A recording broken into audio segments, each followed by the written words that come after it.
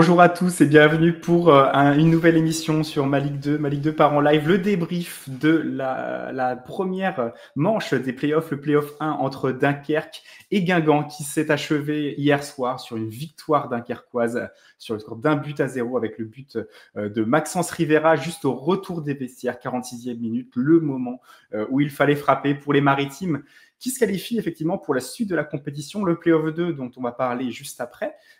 Qui se déroulera au Stade Saint-Symphorien de Metz.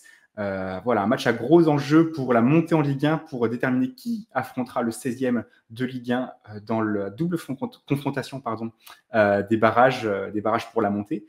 Ça va être vraiment un moment charnière dans l'histoire des deux clubs, à la fois Dunkerque pour une montée qui serait historique et le FC Metz pour retrouver un petit peu la place qu'il cherchait à atteindre avec cette campagne en Ligue 2 qui s'est achevée sur la troisième place malheureusement pour les Grenats. On va débriefer cette rencontre entre Dunkerque et Guingamp avec mon collègue Karel qui était avec moi sur Ma Ligue 2. Salut Karel. Salut Julien. Voilà, et on va parler ensemble de cette rencontre qui a j'ai l'impression que le suspense a été quand même maintenu un petit peu plus longtemps que ce qu'on attendait. Je sais pas toi, je sais pas si tu es d'accord avec moi. Il y a quand même eu par rapport au scénario, Dunkerque aurait pu se mettre à l'abri un peu plus tôt qu'à la 46e minute. D'ailleurs, ils n'ont jamais été à l'abri de tout le match. Ils auraient pu vraiment prendre les devants un peu plus tôt que ça quand même. Ouais, c'est ce que j'allais dire. Je sais pas si c'était si le suspense a duré plus longtemps que ce qu'on attendait, Ouais. mais il a duré plus longtemps que ce que ça aurait dû. Parce que on en parlait un peu en préambule. Dunkerque aurait déjà dû ouvrir le score beaucoup plus tôt, à mon sens, et je pense qu'au tien aussi. Et puis aurait dû doubler la mise, voire tripler la mise.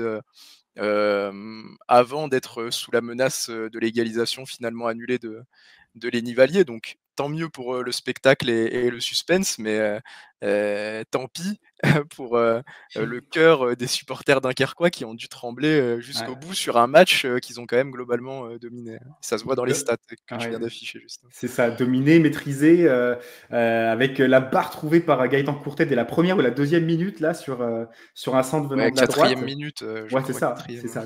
Dès le début du match, Courtet qui signale et qui montre un petit peu les intentions de son équipe. On a quand même une réponse de Khalidou Sidibé. Je crois que c'était. Est-ce que c'était suite. Non, non, non. Je confonds. Mais quand même, il y a Guingamp, une fois ou deux, a mis un petit peu le bazar dans la moitié dunkerquoise en faisant un pressing haut, en récupérant un ballon quand les Maritimes s'y attendaient pas trop. Il y a eu cette occasion, je crois que c'était une tête de Grieb au second poteau. Oui. Après une récupération haute là, le long de la ligne de but à Ou tête gauche. de Grieb ou de Valier, je sais plus, mais non, Ouais, je crois que c'était Grieb. côté droit, ouais, c'est ça, Je alors suis plus que sûr. ça avait été récupéré à gauche. Mais surtout celle de Sidibé, sur sur un autre centre de la gauche, tête de Sidibé qui s'écrase sur la Ouais, barre à un sur la moment. barre, ouais. Ouais, c'est ça. Ça aurait pu être un tournant de la rencontre. On n'a pas vu les Dakarquois beaucoup en danger et surtout sur cette première heure de la rencontre. Et d'ailleurs, c'est ce que déplorait Sylvain Ripoll.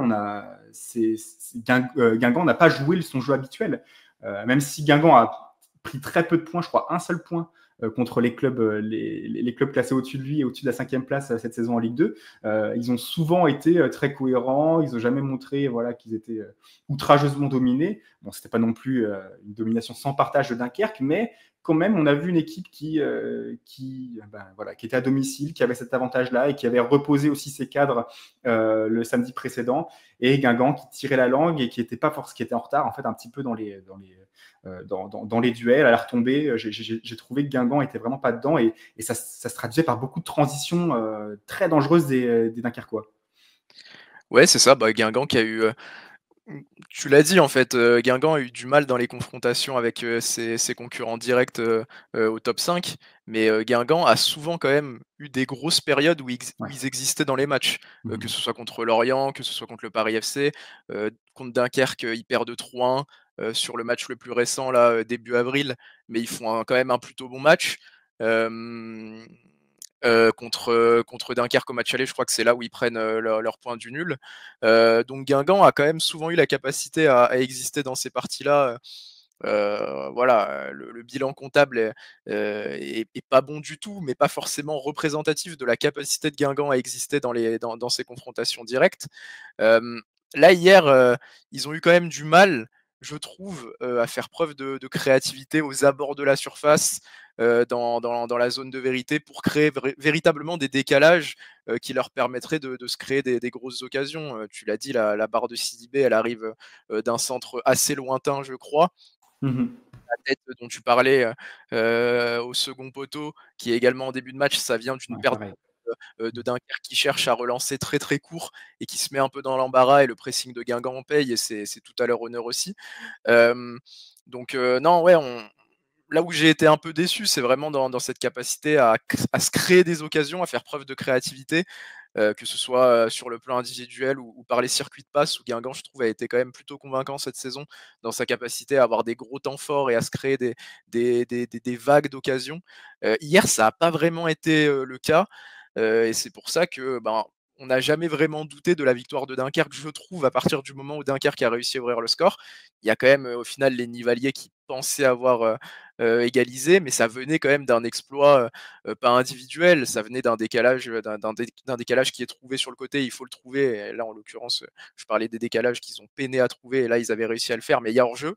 Mais ça venait Oui, quand même donc d'une belle frappe au final, donc non, ouais, Guingamp qui a été décevant, dans sa capacité vraiment à se créer des grosses occasions, je trouve. ouais, effectivement, les Nivaliers, son but, magnifique but, mais Belle frappe. qui ne compensera pas le fait que collectivement, Guingamp était en dessous, tout simplement, collectivement, Guingamp était en dessous. C'est ce que Dunkerque a fait très, très bien cette saison, c'est que, alors certes, il y a de très bonnes individualités, et Sylvain Ripoll l'a bien rappelé en zone mixte en fin de match. Voilà, Dunkerque, c'est pas non plus le petit pousset voilà, qui a aucun joueur qui pourrait jouer en Ligue 1 l'an prochain. Il y a quand même de très bonnes individualités qui se sont révélées notamment cette saison, auxquelles on ne s'attendait pas forcément. Voilà, le trio au milieu de terrain, pour moi, il ferait tâche dans aucun club de Ligue 1. Donc, chaque joueur du trio du milieu de terrain Ouais, pourrait jouer pardon, dans l'un des clubs du on bas de tableau l'installerait bien sans peut-être pas au problème. PSG, mais Voilà, c'est ça, c'est ça. Non, non, on ferait, mais on les n'abuserait pas, j'ai mais ouais, compris, les profils individuels sont honnêtes, tout à fait. c'est ça. Pour moi, il y a clairement de la qualité. En défense, pareil, t'as des potentiels aussi sur les côtés. Moi, j'ai trouvé qu'il y avait de la qualité partout, mais c'est surtout collectivement parce que t'as pas un joueur qui tirait tout le monde vers le haut spécifiquement. C'est un petit peu une synergie des forces dunkerquoises qui a fait que les Maritimes sont arrivés aussi haut cette saison, qu'ils ont fait aussi bien sur sur tous les tableaux, hein, finalement. Parce que là, ils ont atteint vraiment tous leurs objectifs et maintenant, j'ai pas envie de dire que c'est que du bonus, mais presque quoi. Et dans ce match-là, on a senti une équipe j'ai retrouvé l'équipe que je ne voyais plus depuis 2 mois en fait, c'est ça. C'est cette équipe qui était un petit peu en mode rouleau compresseur, ça lui arrive de faire quelques boulettes, ça lui arrive de laisser deux, trois occasions, mais c'était vraiment que des miettes quoi. Et là vraiment bon courage pour les prochains adversaires de Dunkerque parce qu'on a vraiment vu de la qualité. Un petit bémol quand même à mettre sur peut-être l'efficacité dans les 30 derniers mètres des Dunkerquois qui auraient dû peut-être prendre de large vraiment et s'assurer la qualification bien plus tôt. Peut-être gérer justement cet avantage et ne pas dépenser autant d'énergie dans la dernière demi-heure. Voilà. Oui, c'est ça, en fait, tu as tout dit à partir du moment où tu dis qu'on a revu le Dunkerque de cette saison Mm. parce que on sait ce qu'ils veulent faire, et ça, je trouve que c'est vraiment un très, très bon point. On comprend ce que Luis Castro veut mettre en place. On voit que les joueurs l'ont très, très bien compris au fur et à mesure de la saison et peut-être que sur les dernières semaines, sur les dernières journées avec la Coupe de France, des matchs de Coupe de France, notamment, la demi-finale contre le PSG qui vient se caler en semaine, hem, des matchs, qui sont obligés d'aller chercher au pénalty comme le match contre le LOSC, d'autres qu'ils arrachent dans les dernières minutes comme celui contre Brest. Donc c'est très éprouvant à la fois physiquement et mentalement. C'est difficile de redescendre aussi et de retourner, aux affaires un peu plus, courantes, en Ligue 2 derrière. Mais là, on les a retrouvés. On a senti que que les 4 jours qui ont séparé le match de Ligue 2 et le match de play-off ont fait du bien et puis aussi que le fait d'avoir fait tourner, comme tu l'as dit tout à l'heure, a également fait du bien. On les a retrouvés, mais on les a retrouvés aussi avec ce défaut qui, je trouve, a été un de leurs défauts majeurs cette saison. Tu l'as dit, c'est le manque d'efficacité. Où hier, si le but de Lenny Valier est valable, je pense que ça peut vraiment retourner Ah tout bah, tout le match c'est parce fou, ouais. que, Mmh. bah, en fait, tu repenses à toutes tes occasions et tu ne dois jamais être en position, tu ne dois jamais laisser Guingamp revenir au score. Tu peux les laisser mettre un but, mais ça doit être le but du 2-1, voire le but du 3-1 à mon sens. Hem, voilà, il y a la tête de Courtet pour moi, voilà, Courtet avec toute l'expérience qu'il a, la réputation qu'on lui connaît de numéro 9 de renard des surfaces, il doit la mettre parce que le centre est parfait, il est parfaitement positionné et je pense qu'il Mmh. s'en veut encore de l'avoir raté, si on lui redemande au lendemain. Il y a on en parlait en préambule, la situation pour Skita qui récupère le ballon sur Nahir, qui perd le ballon à peu près au niveau du rond central. Skita a tout le loisir de la glisser soit à Rivera, soit à Courtet. Je pense qu'il faut la glisser à Rivera, honnêtement, et c'est ce que le commentateur de beIN disait aussi, et je suis assez d'accord. Il décide de la glisser à Courtet, il la glisse trop fort, C'est mauvais et ça, choix, ouais. Mmh. Mauvais c'est choix et mauvaise exécution parce que tu aurais pu la glisser à Courtet et la mettre moins bien, la mettre mieux, quoi. tout à C'est fait, ça. c'est ça. Ouais. Tu peux faire le choix que tu veux, mais dans l'exécution, ça doit être Ah bah, meilleur ouais. dans tous les cas, quoi qu'il arrive. Mmh Après, la mh. décision t'appartient, tu as le droit de le sentir autrement. Euh, donc voilà, rien que pour ces situations-là, tu dois mener au moins d'un but à la mi-temps. Tu réussis à vite marquer en seconde période, mais au final, tu n'es jamais vraiment à l'abri. Et j'en profite aussi pour dire que du côté de Guingamp, Sylvain Ripoll le disait, ça a été décevant dans le sens aussi où Guingamp fait beaucoup trop d'erreurs hier, même défensivement. Tu Ah. perds des ballons trop Mmh mh. dangereux et on l'a beaucoup dit, on le disait beaucoup avec Étienne hier soir, on s'étonnait et je pense que c'est le cas de beaucoup de monde. Comment est-ce que Rivera peut frapper 3 fois d'affilée avec 4 défenseurs guingampais autour de lui? Ça, Il y a Alpha Sissoko qui est derrière lui. Alpha Sissoko d'ailleurs, qui fait une grosse erreur en seconde période, en première période, je crois, et qui laisse Rivera filer au but. oui aussi, ouais. Mmh. Hem, En première. dans une position très avantageuse pour Rivera, et c'est une grosse erreur. Et là, Alpha Sissoko, je crois, est derrière Rivera sur le but. Il lève les mains pour dire qu'il ne l'a pas touché. Au bout d'un moment, il faut baisser les mains et essayer de lui mettre un peu Ouais. la pression quand même, parce qu'il n'y a pas de penalty, il n'y a rien, l'action continue. Ouais, Enfin, c'est voilà, ça, et c'est je ça. trouve qu'il y a eu beaucoup trop d'erreurs quand même, Ouais. avec le ballon même de la part de Guingamp et puis défensivement aussi. Tout à fait. Donc ça va être, vraiment des détails à régler pour Guingamp la saison prochaine. Guingamp, bon, une 5e place, c'est pas décevant. On sait que quand tu es 5e et que tu te déplaces chez le 4e, bah forcément, tu as un désavantage. Tu as le désavantage du déplacement, tu as le désavantage de. Tu as été moins bon d'une manière générale sur la saison, moins régulier que ton adversaire. Donc forcément, tu n'es pas le favori dans cette rencontre. Pour moi, Guingamp a fait la saison que j'attendais d'eux, sachant que, et je l'entendais d'ailleurs. Bon, c'est drôle, je reprends un petit peu l'analyse de mon confrère Pierre-Henri Dufay d'Ala Guingampès, on le salue d'ailleurs s'il nous regarde, qui disait qu'il s'attendait lui aussi à avoir un top 5 de Guingamp avec toutes les forces en présence, si jamais tout le monde est à peu près disponible toute la saison. Et ils ont Et eu beaucoup de blessures, hein, quand même. vu les blessures qu'ils ont eues, les pépins qu'ils ont eu à certains joueurs, Emia qui se rate un petit, enfin qui se blesse juste avant le début du sprint final, et ça leur fait peut-être aussi perdre quelques places, perdre le rythme à un moment, alors qu'ils auraient pu accrocher la 4e avec lui. Des défenseurs qui ont aussi longtemps été sur le côté. Voilà, il y a eu des. Faut pas oublier qu'il y a eu Urega qui a été lancé, il y a eu des Gendouzi, voilà, des joueurs qui n'étaient pas forcément programmés pour ce niveau-là tout de suite, et franchement qui ont bien tenu la baraque. Sohaib Nahir, jamais de la vie au début de la saison il est titulaire, et ben sur la fin de saison il est indiscutable quasiment dans cette charnière centrale. Donc il y a quelques cadres par ligne, et ça il y a des très bons joueurs, mais pour moi, vu ce qu'ils ont subi Guingamp cette saison, c'est admirable, c'est remarquable d'avoir quand même réussi à accrocher le top 5, qui est un objectif qui s'était sans doute donné au début de la saison. Donc quand même bravo à eux pour cette réussite-là. Franchement, je sais pas toi, on s'attendait, je crois que quelqu'un avait ressorti notre tier list de ce qu'on attendait pour les équipes cette saison. On l'avait mis Guingamp dans les bonnes surprises, peut-être pas dans le top 5 immédiatement. Mais voilà, ils ont réussi à le faire malgré les aléas. Donc quand même bravo à eux, bravo à Sylvain Ripoll. Bonne première expérience sur ce banc guingampais. Pour la saison prochaine, qu'est-ce qu'il va falloir tirer comme enseignement? Bah voilà, c'est peut-être un petit peu obtenir cette régularité quand tu arrives à être tout feu tout flamme, à marquer 2, 3 buts, 4 buts peut-être à tous ces adversaires-là du bas de tableau ou qui sont juste derrière toi, et d'assurer la 5e place à peu près tranquillement. même s'ils auraient pu le faire plus tôt encore. C'est assez étonnant qu'ils n'aient pas réussi à le faire contre des équipes qui sont 4e, 3e de Ligue 2. Moi, je me demande qu'est-ce qui bloque à un moment. Certes, il y a forcément des meilleures oppositions en face, mais ne prendre qu'un seul point sur c'est 8 fois 3, 8 fois 3 disponibles. Voilà, donc c'est pas normal pour un club qui justement a cette ambition-là.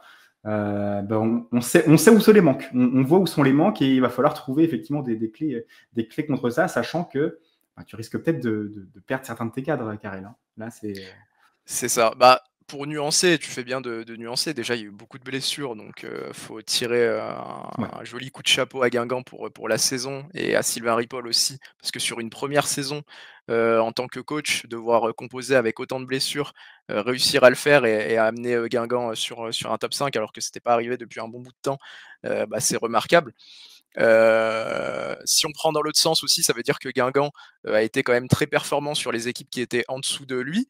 Et c'est pas forcément quelque chose de facile en Ligue 2. On sait que tous les matchs sont compliqués, tous les matchs ont leur lot de difficultés et Guingamp a réussi contre logiquement pas mal d'équipes qui se trouvaient en dessous au classement à s'imposer ou en tout cas à ne pas perdre. Maintenant, effectivement, c'est problématique si de prendre 1 point sur 24 sur tes confrontations directes. Moi, je pense que la grosse marge de progression, elle est sur la capacité aussi à capitaliser sur tes temps forts, parce que je le disais un peu en préambule, je trouve qu'ils ont quand même eu des bonnes périodes dans ces matchs contre les équipes du top 5. Grenoble n'est pas une équipe du top 5, mais le match m'avait choqué déjà parce que je l'avais vu au stade et parce que je trouvais que c'était criant. Mais le Grenoble-Guingamp au Stade des Alpes, c'est un match où Grenoble peut potentiellement revenir sur Guingamp dans la course au top 5. Guingamp domine outrageusement la partie, c'est-à-dire que c'est un match à sens unique, mais Guingamp n'arrive jamais à marquer. Donc là aussi, il y a eu des petits problèmes d'efficacité aussi par moment. Et donc, c'est quelque chose qu'il faudra régler en vue de la saison prochaine, tout en gardant ta capacité à gagner contre les équipes qui sont sur le papier moins fortes que toi, dans une moins bonne dynamique que toi, ce qui n'est jamais facile en Ligue 2. On sait qu'il y a à peu près n'importe quelle équipe qui peut te stopper dans ta dynamique. Je pense qu'un des exemples les plus parlants, c'est au retour en janvier, au retour de la trêve, d'avoir Martigues qui va gagner à Charletti. C'est quand même assez parlant et c'était Martigues qui n'était pas encore avec Hakim Malek, c'était encore Ibrahim Rachidi qui était là, je crois, en intérimaire. Donc non, voilà, Guingamp, et puis pour toutes les équipes qui visent le top 5, il faut réussir à allier ta capacité à gagner contre les équipes du top 5 tout en restant performant contre les équipes qui sont en dessous.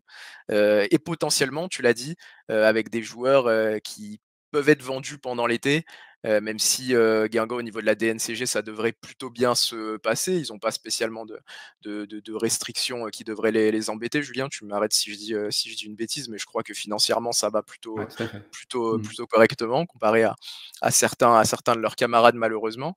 Mais potentiellement, tu m'en parlais, avec les départs d'Hugo Picard, probable, peut-être Khalidou Sidibé aussi, c'est ça, c'est ce que disaient aussi nos confrères d'Ala Guingampès hier. Sidibé, outre le fait que ça a sans doute été le meilleur Guingampais hier soir dans un match à enjeu, il a été aussi parmi vraiment les plus réguliers de la saison, là où Grieb a été, je vais dire, peut-être un petit peu décevant par moment, et c'est vraiment très très bien réveillé en marquant beaucoup de buts sur la fin de la saison. Là où Emia a été blessé parfois, là où Siwe aussi a commencé en trombe et avant de se blesser et d'avoir plus de mal sur la phase retour à son âge aussi, et avec son expérience, on ne peut pas trop lui en vouloir. Sidibé, entre ses saisons à QRM et à Guingamp, on sent qu'il a quand même franchi un cap, franchi une étape.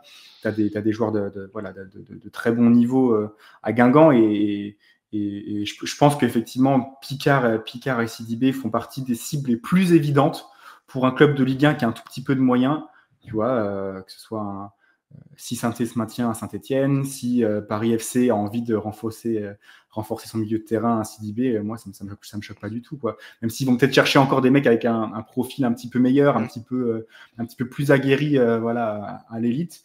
Pour moi, c'est des mecs à aller chercher quand tu as un petit peu les moyens. Après, ils sont sous contrat. Et c'est l'avantage de Guingamp, c'est qu'ils vont pouvoir les monnayer et justement financer cette saison 2025-2026, là où d'autres clubs ont peu d'actifs, en tout cas en termes de joueurs comme ça, à vendre et ils vont avoir du mal à convaincre la DNCG. C'est ça aussi qui sera en jeu. Et c'est sûr que, enfin, alors Sidibé est très intéressant aussi, mais dans voilà, le côté très très beau football, capacité à percuter, à créer, moi Hugo Picard, j'aimerais beaucoup voir de la continuité dans le championnat de France en Ligue 1 avec une équipe ouais, je pense qu'il y a plusieurs équipes qui pourraient se renforcer avec Hugo Picard. Moi, typiquement, j'aimerais bien le voir dans un club comme Auxerre si Gaëtan Perrin vient à partir comme c'est prévu sur cet été. Je pense qu'il y a de la place pour lui en Ligue 1 pour essayer de passer un step. Donc voilà, c'est sûr qu'il y aura potentiellement des départs à déplorer, mais je trouve que Guingamp a été plutôt bon dans sa capacité à se relever de certains départs, à se régénérer, parce que tu parlais de la tier list qu'on avait fait en début de saison dernière, où on disait que voilà, on disait attention quand même les départs, de Mehdi Merguem, de Amine El Ouazzani, de Baptiste Guillaume et aujourd'hui avec et de Stéphane Dumont, et aujourd'hui avec un nouveau coach, avec des joueurs très, très importants, notamment sur le plan offensif qui sont partis, tu arrives à faire mieux.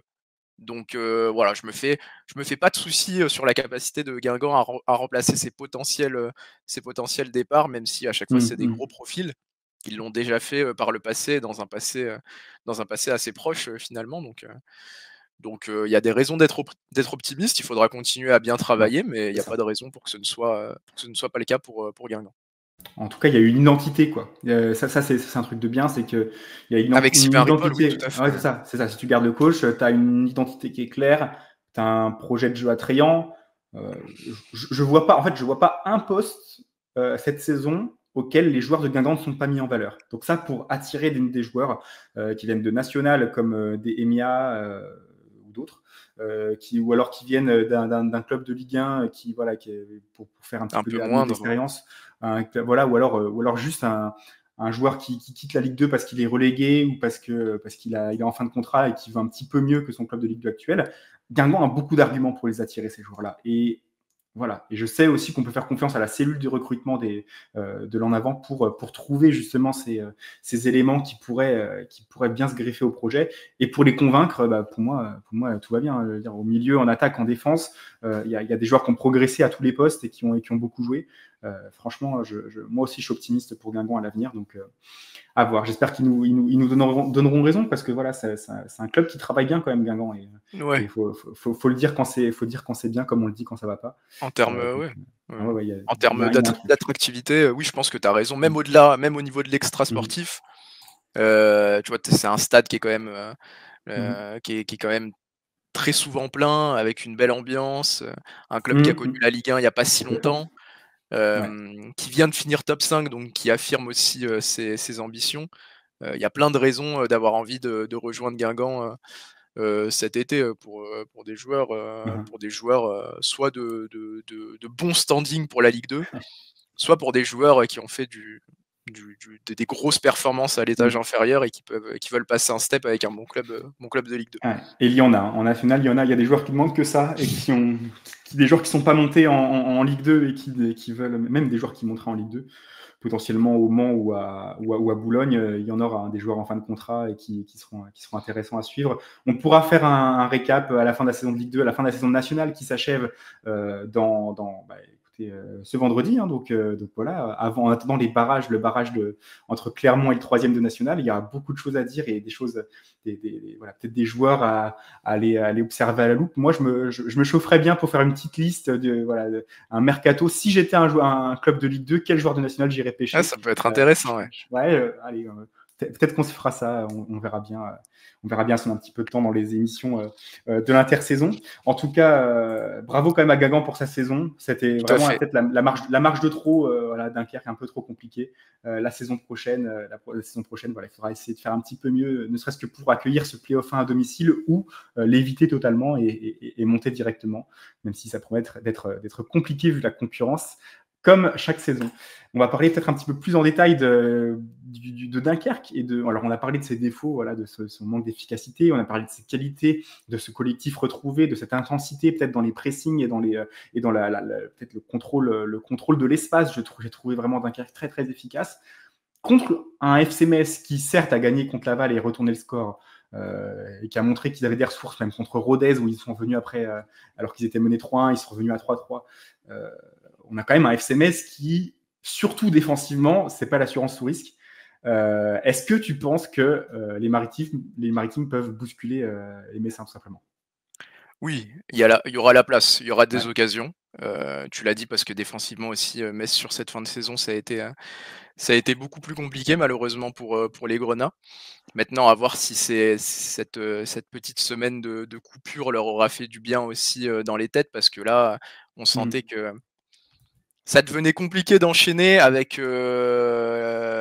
la physionomie du classement qui tournait largement en la faveur du Paris FC, et sur des semaines assez resserrées, parce que Metz et le Paris FC sont quand même restés très très proches pendant de longs mois, et c'est vraiment sur la fin de saison que l'avantage du Paris FC s'est dessiné. Je pense que ça a fait mal un peu aux têtes des Messins qui ont longtemps cru à la montée directe, et à juste titre. Après, il faut réussir à switch sur une mentalité où tu sais que tu vas avoir des matchs en plus pour essayer d'aller chercher la montée. Donc c'est pas facile. Maintenant, est-ce que cette semaine va les aider à se remettre dans le bain en se disant bon, c'est pas forcément la montée qu'on espérait, mais on peut encore l'atteindre, et c'est quand même quelque chose de positif. Et ça passe par un gros match devant notre public face à Dunkerque. Donc je sais pas exactement le visage de Metz qu'on aura ce samedi, mais Dunkerque, selon moi, aura la place. Maintenant, est-ce que Dunkerque saura exploiter cette place-là, parce que je pense qu'il y aura sûrement moins de place que contre Guingamp hier quand même. C'est toute la question. C'est la question de l'efficacité, de la capacité à appuyer sur tes temps forts et à faire très très mal sur tes temps forts. Mais si Dunkerque est capable de faire ça, parce que je pense qu'ils vont avoir des temps forts, parce que je pense que ils vont être capables voilà, encore une fois, de faire mal à Metz dans leur capacité à presser haut, mais aussi dans leur capacité à trouver des espaces, à faire bouger un peu n'importe quel bloc par des circuits de passe, on l'a dit, qui sont bien huilés. Voilà, le plan de jeu de Luis Castro est bien ancré dans cette équipe-là. Je suis persuadé que Dunkerque aura des spots pour faire mal à Metz. Maintenant, il faut être capable d'exploiter ces spots-là. Ouais. Et pour moi, c'est ce qui a manqué à Dunkerque sur certaines rencontres cette saison, ce qui a failli leur manquer hier, et heureusement non. Heureusement pour eux, au final, non. Mais là, c'est Metz à Saint-Symphorien. C'est une équipe qui est programmée pour retrouver la Ligue 1 rapidement. Et puis, c'est une équipe qui a joué la saison dernière dans l'autre sens, mais qui les a quand même joués les barrages pour une place en Ligue 1 ou en Ligue 2, qui a l'expérience que Dunkerque n'a pas. Donc, il y aura la place. Dunkerque est assez forte pour répondre concrètement à la question, selon moi. L'USLD est assez forte pour battre Metz, selon moi. Mais il faudrait être plus chirurgical qu'hier. À savoir que Metz n'a pas gagné non plus beaucoup de ses matchs récents à domicile. Il y a eu 2-2 contre le Red Star, 3-3 contre Rodez. Bon, certes, il y a eu les victoires contre Troyes et contre Annecy à prendre en compte, mais juste avant ça, en février, c'était aussi une défaite 1-0 contre Ajaccio, un petit peu un hold-up de l'ACA qui avait profité d'une erreur de Baudard. Et d'ailleurs, j'aimerais préciser qu'apparemment, d'après Stéphane Dominion, ça devrait aller pour le gardien belge, qui devrait pouvoir tenir son rang. On a eu une grosse alerte quand même à Laval, on a eu peur pour lui, on a eu peur que si ou Kidja soit forcé de tenir leur place dans les rangs. Alors, c'est des bons gardiens, mais c'est clair que c'est pas ton titulaire, et le fait d'avoir quand même Baudard, qui a été une valeur plutôt sûre en dehors justement de ce match contre Ajaccio, et peut-être un ou deux autres buts sur la phase retour qui a été moins bonne pour les Messins globalement. c'est quand même un gardien d'un bon niveau pour le haut de tableau de Ligue 2, et j'ai trouvé qu'il avait quand même sauvé quelques situations pas mal. Donc c'est une bonne nouvelle en tout cas pour les Messins de pouvoir compter sur lui. Et comme tu le disais, il y a une équipe qui est expérimentée, qui a un milieu de terrain très très fort aussi. Pour le coup, je pense que l'essentiel du résultat va se décider au milieu de terrain. Autant les Messins, ils ont aussi des super latéraux qui peuvent faire des différences à tout moment. Ils ont une attaque qui est au niveau bas de tableau Ligue 1, je pense d'ores et déjà, avec des joueurs qui savent marquer dans beaucoup de situations. Je pense quand même que là où Dunkerque peut les embêter, c'est au milieu de terrain. Tu as deux milieux qui sont assez différents, je trouve, en termes de profil. Je vais dire qu'à Metz, c'est plus des mecs qui arrivent à distribuer les ballons plutôt que des mecs qui vont faire des courses jusqu'à l'entrée de la surface et avant de frapper, comme tu peux avoir des Skitay, des Bardelli qui sont capables de faire. Mais tu as quand même une belle opposition, je trouve, deux trios qui peuvent être très très intéressants. Alors après, le Mignon peut aussi aligner un 4-4-2 ou quelque chose comme ça, et ça peut être, je peux complètement me planter, mais je trouve qu'on a parmi ce qui se fait le mieux en Ligue 2, en tout cas au milieu de terrain. Voilà, c'est forcément, hein, si on occulte Paris et Lorient qui sont montés automatiquement, voilà, il y a des joueurs qui méritent quand même d'être à l'étage supérieur, et ça peut peut-être se décider là dans l'intensité, dans la justesse des choix, les décisions. Voilà, peut-être un petit peu certaines choses à revoir effectivement côté Dunkerquois. En tout cas, il y a une très très belle opposition. Moi, je vois un match à but. En tout cas, je vois un match à but comme très souvent avec Metz à Saint-Symphorien. Voilà, je m'attends à ce qu'on s'éclate et qu'on s'ennuie pas du tout dans cette rencontre. Voilà, ce sera samedi à 17h, donc juste avant le multi Ligue 1, qui déterminera qui sera l'adversaire du vainqueur du barrage. Tout sera bien sûr à suivre sur ma Ligue 2. Un petit prono, Karel, sur le résultat, comme ça, s'il faut que tu te mouilles pour la rencontre. On ne sait pas encore qui sera vraiment disponible pour le match, et c'est vrai que les Dunkerquois, il peut y avoir des pépins physiques après avoir joué moins de 3 jours avant finalement la rencontre du Play-off 1. Toi, tu as un petit prono quand même à balancer des fois que... Ouais, je regardais juste le dernier match entre Dunkerque et Metz parce que je me rappelais qu'il avait été complètement fou, mais je me rappelais plus exactement du résultat. Mais Metz qui avait gagné dans les dernières secondes 3-2 exactement à Marcel Tribu, donc qui renforce ton espoir de match à but. Moi je vois bien une séance de tir au but sur ce match. Ok. Je vois bien un match nul et qui débouche sur une séance de tir au but, 1-1 ou 2-2. Et la possibilité de revoir Ewen Jawen sur une séance de tir au but potentiellement décisive à Dunkerque, de voir si Baudard aussi est bien remis après une grosse phase retour et voilà, et la frayeur que tu évoquais tout à l'heure. Donc ouais, moi je vais partir sur un match nul et qui débouche sur une séance de tir au but. Ouais, ok, c'est tout à fait possible, hein, parce que outre le match retour dont on se rappelle très bien, effectivement, Dunkerque-Metz, 3-2 avec la victoire messine dans le temps additionnel, alors que Dunkerque venait d'égaliser. Le match aller, c'était un 2-0, mais avec 2 buts de Hein sur penalty et d'Assoro, mais quand les vannes avaient déjà été ouvertes, donc au 90e et 90e plus 3. Donc match nul quasiment tout le long de la partie jusqu'au temps additionnel, et même Dunkerque pouvait se sentir un petit peu lésé sur certaines décisions arbitrales. Donc vraiment, je pense que ça va être très très serré. Je pense pas qu'on verra Metz gagner 3-1 ou 4-2, enfin voilà, sans voler avant la fin de la rencontre. Malgré la fatigue, je pense que Dunkerque posera beaucoup de problèmes au Grenat. Je vois quand même Metz s'imposer, mais peut-être pas effectivement dans le temps réglementaire. Peut-être qu'il faudra en passer par les tirs au but. Mais en tout cas, j'espère qu'on verra un match à but. Allez, je me mouille quand même, je dis 2-1 pour Metz, mais c'est vraiment juste parce que je pense que les Maritimes seront un peu fatigués et qu'ils ont joué beaucoup plus de matchs que tous les autres clubs de Ligue 2 cette saison. Donc, oui, et puis de toute façon, Metz, même sans tous ces paramètres-là, est favori dans tous les cas. Aussi. On l'a vu, jouer à domicile quand même, ça change beaucoup de choses dans ce genre de contexte. Et l'an dernier, Saint-Etienne avait battu un Rodez qui qui avait réussi à vaincre le Paris FC au bout du suspense. Et voilà, la logique du classement avait été respectée. Là, en plus, Metz a une bonne marge d'avance sur son 4e. Donc voilà, il va falloir encore un exploit dunkerquois pour se qualifier. Mais voilà. Mais comme le dit Luis Castro, des clubs de Ligue 1, on en a déjà éliminé. Voilà, donc sur une confrontation. Et des belles équipes de Ligue 1 en plus. Donc, Ah ouais. Et même à l'extérieur. Donc tout à l'extérieur d'ailleurs. Tout à l'extérieur, ouais. Tout à fait. Ça, donc je pense qu'on a tous les deux, enfin, on a tous hâte. Ouais, voilà, tout ça de voir.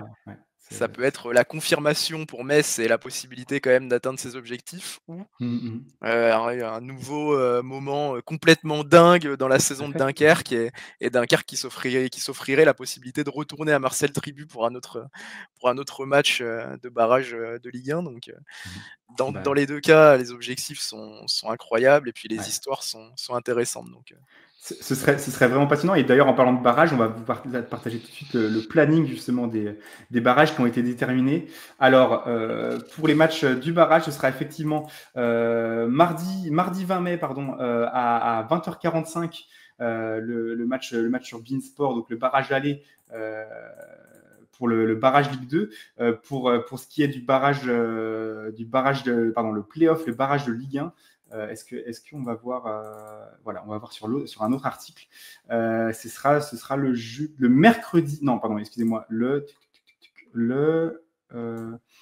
Alors voilà, le jeudi 29 mai, en cas de Stade de Reims. Voilà, c'est si jamais le Stade de Reims qui est qualifié pour la finale de la Coupe de France. Ce sera joué mercredi 21 et jeudi 29. Et si jamais ce n'est pas le cas, ce sera jeudi 22 et dimanche 25. Donc ça peut encore bouger pas mal de choses avec les matchs du samedi soir. Pour l'instant, notons jeudi 22. Ce qui arrangerait le club de Ligue 2 qui aurait un match de repos, un jour de repos en plus. Même si d'un côté, je me demande si quand tu es le club de Ligue 2, est-ce que tu préfères pas affronter un Reims qui aura livré toutes ses forces dans la bataille dans une finale de Coupe de France. Il peut y avoir des sacrés scénarios. Je crois que vous voyez pas mon onglet là. Je non. Partage. Voilà, c'est ça. Voilà. Désolé, j'aurais pu te le dire, mais attends, je vais partager pour que ce soit un peu plus clair. Alors, partage de l'onglet. Tac. Et ce sera les playoffs. Est-ce que c'est le bon? Je crois que c'est le bon. Hop. Voilà. Et donc, du coup, comme je le disais, donc jeudi 22 ou dimanche 25, si c'est un autre adversaire que Reims. Si c'est Reims qui est barragiste, ce sera mercredi 21, jeudi 29. Voilà. Moi, je suis... En fait, jouer Reims, même si Reims est une très bonne équipe, ce serait pas si mal en fait pour le club de Ligue 2 si jamais il y a une manche retour à Delaune après une Coupe de France, un match de Coupe de France dans lequel ils auraient pu lâcher beaucoup d'énergie. Qu'est-ce que tu en penses, toi, Karel? Est-ce qu'il y a un scénario qui semble plus favorable au club de Ligue 2? Je sais pas. Franchement, dans les deux cas, moi, je pense déjà que moi, si je suis joueur ou entraîneur de l'équipe de Ligue 2 qui jouera ce barrage-là, je préfère éviter Geoffroy Guichard dans tous les cas. C'est vrai. Parce que ça sera compliqué. Il se peut passer des trucs là-bas. Et Saint-Etienne a pris la majorité de ses points à Geoffroy Guichard cette saison. Ils ont pris que 9 points à l'extérieur cette saison en Ligue 1, et dont 3 qui viennent justement contre Reims la semaine passée. Le Havre est en train de revenir plutôt pas mal quand même, avec un match avec des matchs importants remportés, et là un match assez honnête contre l'OM, même s'ils ont été globalement dominés. Et Reims a redressé la barre, mais ce que j'en ai vu contre Saint-Etienne là, à domicile sur le multiplex de la 33e journée, j'ai trouvé ça pas convaincu, j'ai trouvé ça assez inquiétant. Donc moi je préférerais jouer Reims, mais et en plus tu l'as dit, avec une finale de Coupe de France dans les chaussettes, un contexte toute la saison qui n'a pas été forcément facile avec le départ de Lucas Elsner, même si Samba Diawara fait quand même du bon travail depuis son arrivée, puis il n'était pas forcément programmé pour ce poste-là cette saison, donc c'est tout à son honneur. Mais dans l'idée, je choisirais Reims, moi. Mais bon, Ils Ouais. choisiront pas. Ok, effectivement, ils choisiront pas. Ça peut être un Nantes, ça peut être Le Havre, ça peut être Saint-Étienne. Il peut y avoir vraiment toute une panoplie d'adversaires juste avant cette rencontre. C'est pas facile aussi pour les staffs de préparer finalement. Bon, alors, heureusement, ils sauront 4 jours avant, mais quand même, ça va quand même aller très vite entre la fin du championnat de Ligue 1 et le début Ouais. du barrage. Franchement, ça va aller super vite. Donc, bon courage aux équipes qui sont encore en lice, bon courage à tous. Évidemment, on ne souhaite à aucun club de Ligue 1 de descendre, ni même d'être barragiste, parce que ce sont des moments très stressants et très éprouvants. Mais voilà, en tout cas, nous, on va suivre ces rencontres avec beaucoup d'attention. Tout va un petit peu se décanter samedi après-midi et samedi soir. Tenez-vous bien au courant, restez sur maligue2.fr pour suivre un petit peu toutes les officialisations, les nouvelles, les premières déclarations des coachs, voilà, les déceptions, les grandes joies, évidemment, qui risquent d'y avoir en cas de maintien, en cas de relégation automatique. On va suivre ça avec la plus grande attention, comme je vous le disais. Et en attendant, je vous souhaite de passer une agréable fin de journée. Merci Karel d'avoir animé cette émission avec moi à nouveau. Merci à toi, Julien. Voilà, Merci à tous. et puis voilà, c'est disponible. N'hésitez pas à lâcher un commentaire, partager cette émission au plus grand nombre. Voilà, il y a un petit peu d'enjeu, ça fait plaisir. Il y a beaucoup de choses à dire sur ces matchs coup près. On prend beaucoup de plaisir à faire ces émissions. J'espère aussi que vous prenez du plaisir à les regarder, à les écouter. En attendant, je vous dis à la prochaine pour un prochain débrief et à très bientôt. Salut tout le monde. Salut.